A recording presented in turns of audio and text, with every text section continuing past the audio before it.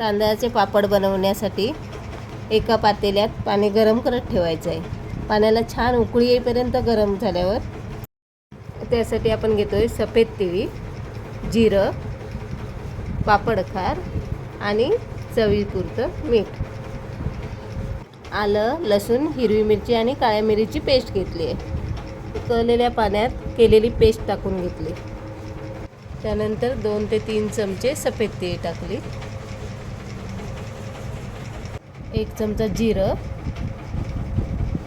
2 चमचे पापड खार,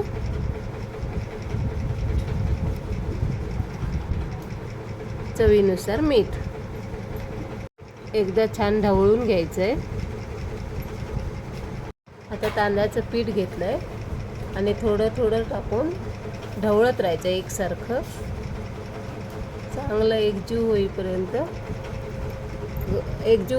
चांगलं ढवळत राहायचं आहे।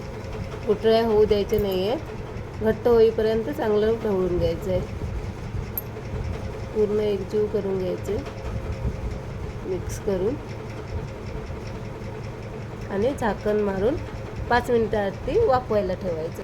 वाफवलेलं पीठ आता एका परातीमध्ये काढून घ्यायचं आहे आणि तेलाचा हात लावून मस्त मऊसूत मळून घ्यायचं आहे। आपल्याला मळून घेतलेल्या पिठाचे छोटे छोटे गोळे करून घ्यायचे आणि पुरी प्रेसच्या मशीनमध्ये त्याचे पापड लाटायचे आणि सुकवायला ठेवायचे।